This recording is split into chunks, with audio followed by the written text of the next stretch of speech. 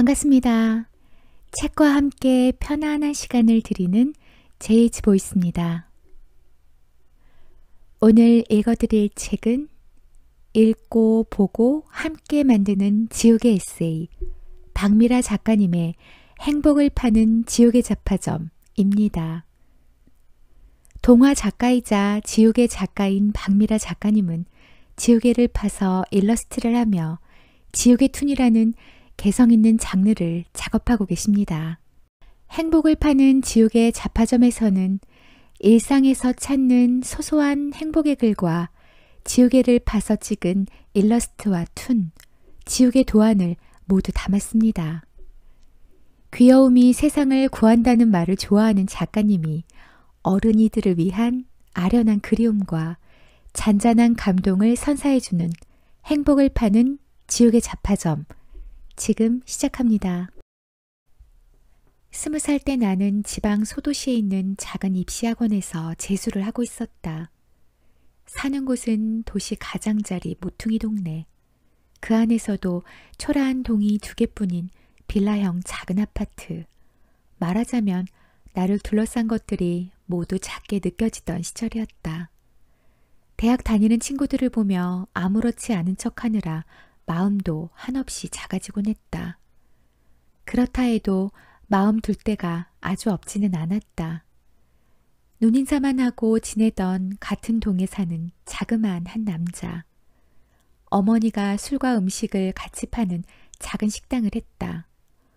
어쩌자고 그의 이목구비는 그리 조화롭게 생겼는지 그의 집을 지나칠 때마다 눈이 한쪽으로 쏠려 넙치가 되곤 했다. 아무튼 그땐 가슴속에서 재수생이라는 열등감과 옆집 남자에 대한 호기심과 야릇함이 난리를 쳤고 여기에 호르몬이 작동했는지 여드름도 덩달아 막 솟아오르는 중이었다.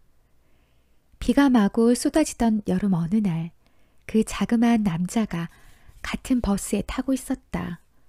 모의고사를 치른 날이었는지 학원을 땡땡이 친 날이었는지 평소라면 학원에서 새우등을 하고 졸고 있어야 할 초저녁에 학원을 나선 참이었다. 우산이 없던 나는 버스에서 내려 비를 맞으며 집까지 걸어갔다. 여느 때 같았으면 사정없이 경박하게 뛰었을 것을. 어쩐지 내 뒤에 오고 있을 그를 의식하니 뛰는 건 잔망스러워 보일 것 같았다. 어떻게 걸어야 비 맞는 분위기 있는 여자로 보일 것인가 심각하게 고민하는 찰나 그의 우산이 훅 들어왔다. 같이 써요. 강동원의 우산도 아니고 정봉의 우산도 아닌 그 자그마한 남자의 우산. 나는 너무 놀라 어리바리 우물쭈물 대답을 흐리고 말았다. 가슴이 요동쳤겠지 아마도. 비록 짧은 길이었지만 우리는 그저 머쓱하게 딱히 대화를 나누지 않은 채 집까지 온 듯하다. 얘기를 나눌 건더기도 없었을 뿐더러 남자와 둘이 우산 속에 있다는 사실만으로도 불붙은 뇌관이 타들어가는 중이었다. 그에게 정신없이 인사하고 도망치듯 집에 들어간 나는 물기를 닦으러 화장실에 들어가 그만 깍 소리를 지르고 말았다. 20살 여자아이의 세상은 무너져 내렸다. 코 한가운데 정중앙에 떡하니 솟아오른 대빵만한 여드름. 여드름이라고 하기엔 그 사이즈가 엄청나 종기에 가까웠다. 과장하면 어린애 주먹만 했다. 학원에서 그날 애들이 마귀 할멈 코라고 놀려댔던 기억이 그제야 번뜩 났다. 어쩐지 그가 자꾸 내 옆모습을 쳐다보며 웃더라니. 하필 그날 비가 왔고 하필 그날 학원에서 톡 꼈고 하필 그날 내 콧등에 초대형 여드름이 솟아올랐고 얼굴에 자리도 많은데 그 죽일놈의 여드름은 왜 콧등에 자리를 잡았단 말인가. 이 부끄러움은 죽어야 끝나겠구나 라고 생각했다. 모든 게 나를 죽고 싶게 만들었던 그 여름날 말라깽이 20살 나는 어깨를 들썩이며 한참 울었더랬다. 되는 거 없고 지질하고 콧등에 신경질적으로 부풀어 오른 여드름 때문에 너절하고 처진 내 마음을 꼭 닮은 그놈의 여름비 때문에. 그런데 이상하게도 그때의 우산 속은 내 마음 같지 않게 크고 넓었다는 생각이 든다. 그가 씌워준 우산 속에서 나는 잠시 설레었고 나를 위해 내어준 우산 반쪽만큼의 자리가 따스하게 내 마음을 물들였을지도 모른다. 그간 참고 있던 빗장을 열어 펑펑 울음을 쏟아내도록 도와준 그의 작은 호의. 돌이켜보면 얼마나 사랑스러운 20살의 풍경인가. 어스름하게 비 내리던 그날의 기억이 이따금 나를 두드린다. 때로 혼자 쓰기에 우산은 넓다는 생각이 든다. 두 사람이 우산 하나를 쓰고 양쪽의 어깨가 조금씩 젖어가는 건 큰 비를 혼자 피하는 것보다 아름답다. 비 오는 날 누군가 서글픈 어깨를 하고 쓸쓸한 등을 웅크린 채 우산도 없이 걸어가고 있다면 그날의 나처럼 말이다. 달려가 불쑥 말하고 싶다. 같이 써요, 우리. 요즘 젊은 세대들의 언어 유희가 참 재밌다. 직장 상사나 부모님을 포함한 주변 어른들의 언어 습관 중 하나인 나 때는 말이야 를 딱 골라내 수면 위에 띄워놓았다. 심지어 영어로 라떼 이즈 홀스라니. 기발하고 깜찍해서 나도 요즘 입에 달고 있다. 인류가 존재해온 이래 세대 차이는 늘 있어왔던 거니 아이들 입에서 그런 말이 나온다고 노여워할 것 없다. 그렇다면 정말 꼰대. 누구나 한때 윗세대의 퀴퀴한 잔소리에 진저리 쳐본 경험은 있는 거니까. 나 때는 야근을 밥 먹듯 했다거나 나 때는 정시 퇴근은 상상도 못했다거나 나 때는 윗사람에게 따져묻는 말대꾸는 사표감이었다는 등의 시대착오적인 말투를 꼬집고 풍자하는 유행어일 것이다. 비슷한 맥락으로 뜰딱, 꼰대, 청학동, 구리다, 탑골들이 떠돌아다닌다. 나이와 상관없이 만약 누군가 고리타분한 잔소리를 하면 이렇게 말한다나? 당분간 틀리 압수. 대략 부정적인 이 표현이 나는 묘하게 끌린다. 나 때는 말이야. 라떼 이즈 홀스. 20대 아들과 조카들에게 나의 청춘 시절 이야기를 들려주려면 이 말을 쓸 수밖에 없다.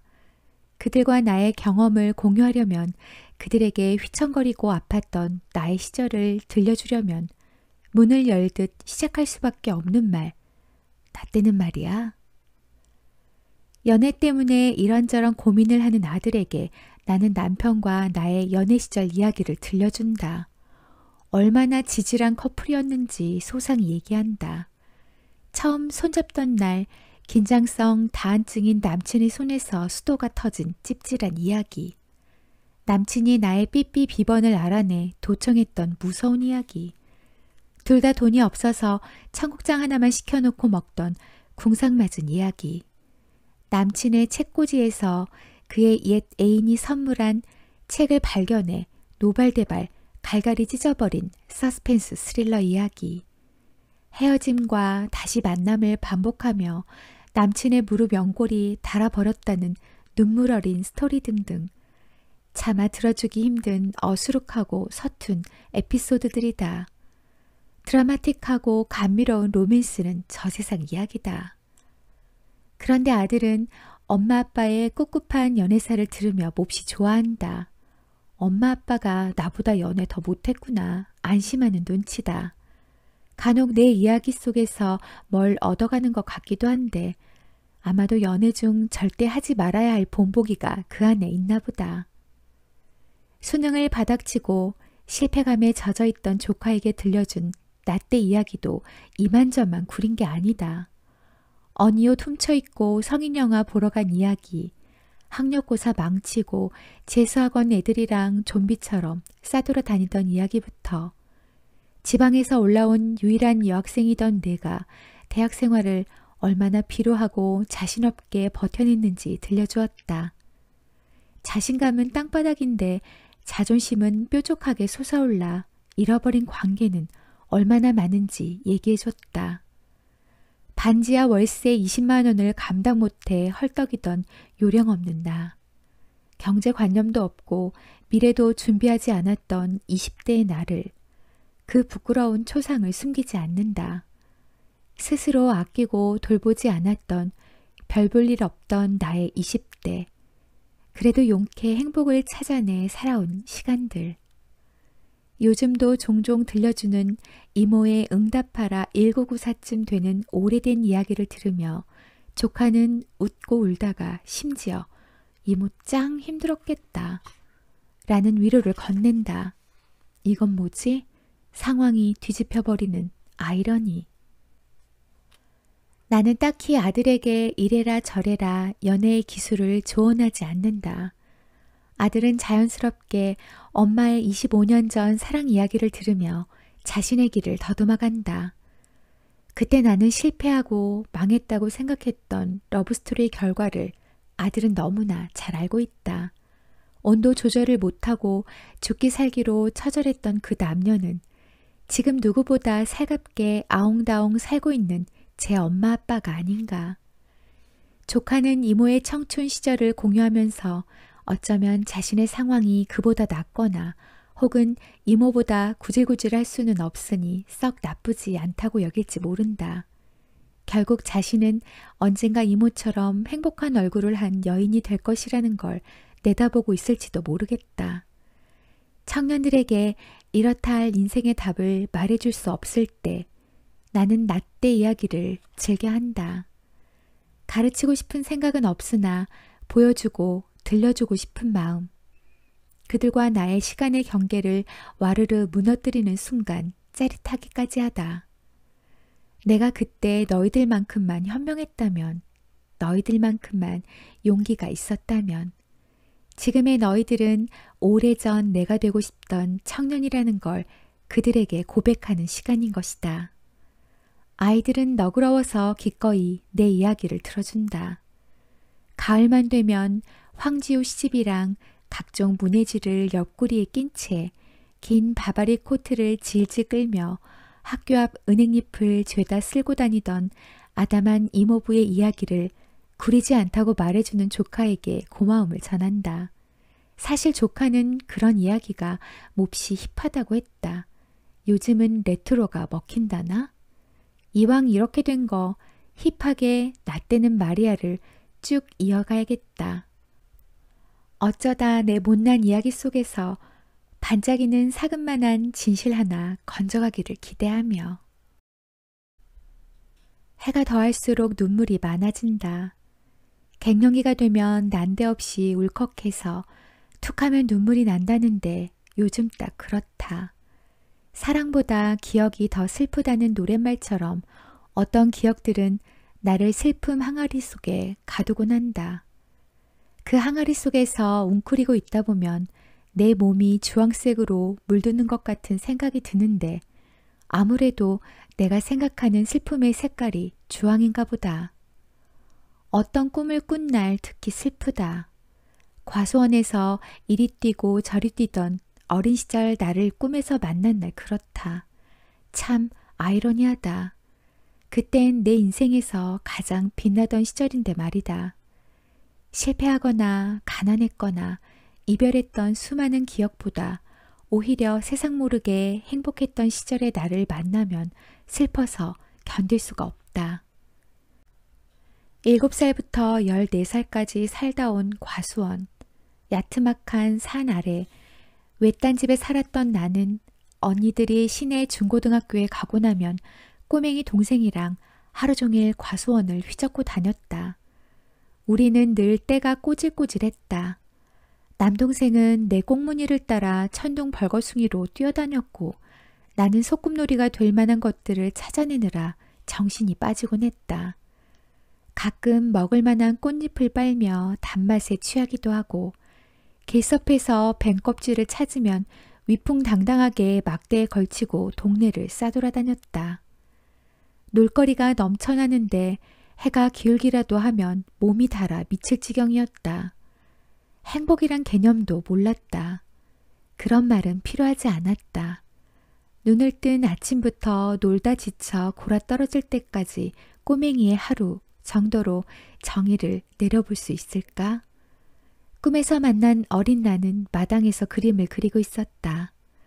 아무도 없는 해든 마당에 쪼그리고 앉아 작대기로 이런저런 그림을 그리고 있는 아이. 아이는 프릴 달린 커튼이 있는 창문을 그리고 캐노피가 치렁치렁한 침대를 그리고 있었다. 아마도 시골 촌뜨기 꼬마 여자애가 꿈꾸던 예쁜 방이었겠지. 내가 살던 과수원은 오래전 사라져 경찰서가 들어서고 언덕이 다 쓰러져 가던 우리 집은 이제 있던 위치조차 감을 잡을 수 없다. 마치 내가 그곳에 살기는 했던 걸까. 아득하게 꿈처럼 사라져 도시의 끝자락이 되었다. 이따금 나는 내 인생에서 눈부시던 시절을 꿈에서 열어본다. 똥강아지처럼 귀엽던 그 아이를 꿈에서 만날 때마다 눈물을 쏟고야 말지만 누구에게나 그런 시절이 있을 테지. 너무나 사무쳐 꿈이라도 닿고 싶은 시절. 왕성하고 바지런하고 기운차게 무작정 행복했던 시절 말이다. 이제 그때처럼 선명한 건 없다. 잘 살아가고 있는지, 뭘 해야 행복한지, 어디로 가고 있는지. 나이 들고 키도 커졌지만 행복을 담아내는 그릇은 그때보다 작아졌다. 자연 속에서 당당한 주인이었던 과수원집 코올릭의 꼬맹이가 꿈속에서 나를 물끄러미 바라보며 묻는다. 49살, 너는 지금 행복하니? 너는 지금 빛나고 있니? 아무 말도 할 수 없어서 깨고 나면 눈물이 흐르는지도 모르겠다. 주황색 슬픔 항아리 속에 한동안 갇혀 웅크리고 있는지도 모르겠다. 오늘은 여기까지입니다. 오늘도 끝까지 함께 해주셔서 감사합니다.